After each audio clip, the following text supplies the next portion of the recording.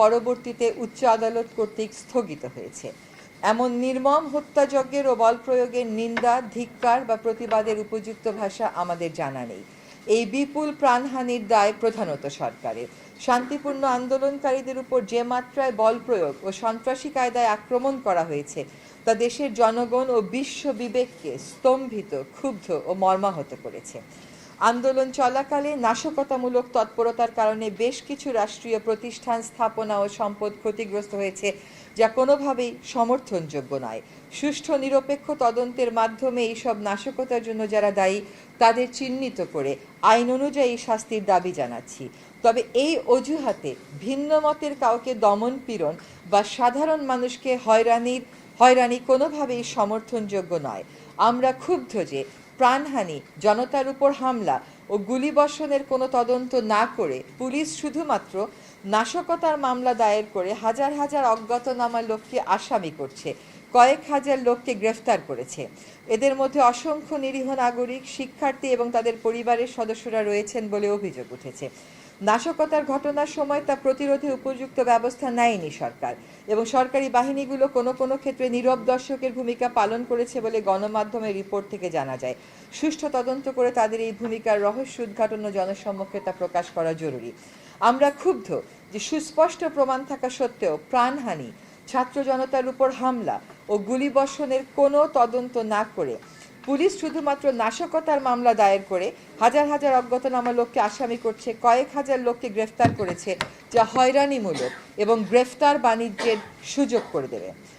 সুস্পষ্ট প্রমাণ থাকার পরেও গুলি চালানো কর্মকর্তাদের গ্রেফতার না করে অপরাধী খুঁজে বেড়ানো এবং অপরাধীকে ধরিয়ে দেওয়ার আহ্বান উপহাস বটে। এভাবে নিরস্ত্র মানুষকে হত্যা, গণগ্রেফতার, অবৈধ আটক, নিপীড়ন ও নির্যাতন সংবিধানের 31, 32, 33, 35, 37, 39 অনুচ্ছেদ, সার্বজনীন মানবাধিকার ঘোষণা এবং বাংলাদেশের জন্য প্রযোজ্য বিভিন্ন মানবাধিকার দলিলের স্পষ্ট লঙ্ঘন।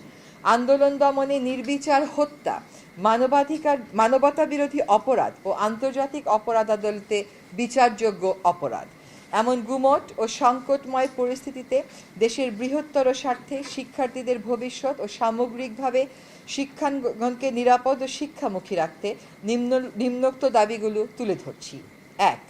কোটা সংস্কার আন্দোলনে police, RAB, answer, BGB, Chhatra League, Jubo League সহ সরকারি মদতপুষ্ট অস্ত্রধারীদের গুলি এবং নির্মম আঘাতে নিহত সকল মৃত্যুর সঠিক স্বচ্ছ তদন্ত হতে হবে এবং প্রকৃত দোষী, তা সে যতই উচ্চ পদাধিকারী বা কোনো দলমতের হোক, সর্বোচ্চ আইনানুগ শাস্তি নিশ্চিত করতে হবে। 2. স্বাধীন, গ্রহণযোগ্য এবং বস্তুনিষ্ঠতার স্বার্থে প্রতিটি হতাহতের এবং আইন শৃঙ্খলা বাহিনীর অস্ত্রের ব্যবহার ও বল প্রয়োগের বিষয়ে জাতিসংঘের উচ্চ পর্যায়ের বিশেষজ্ঞদের তত্ত্বাবধানে তদন্ত হতে হবে। এই প্রক্রিয়া দ্রুততম সময়ের মধ্যে শুরু করতে হবে।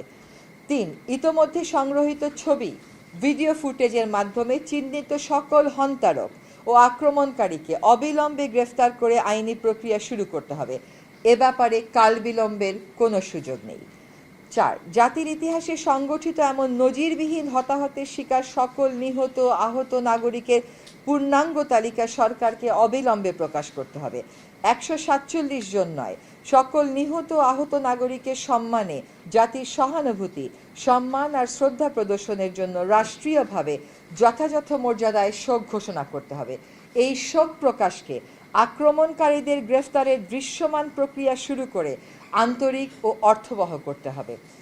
দায় মেনে নিয়ে প্রত্যেক নিহতের পরিবারকে পর্যাপ্ত ক্ষতিপূরণ দিতে হবে এবং পুনর্বাসন নিশ্চিত করতে হবে। আহতদের সুচিকিৎসা নিশ্চিত করতে হবে। অঙ্গ হারানো সকল নাগরিকের পুনর্বাসন নিশ্চিত করতে হবে।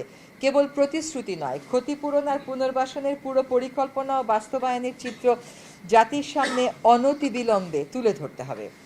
অবিলম্বে আটককৃত সকল শিক্ষার্থীর মুক্তি দিতে হবে এবং শিক্ষার্থী গ্রেফতারের চলমান প্রক্রিয়া বন্ধ করতে হবে।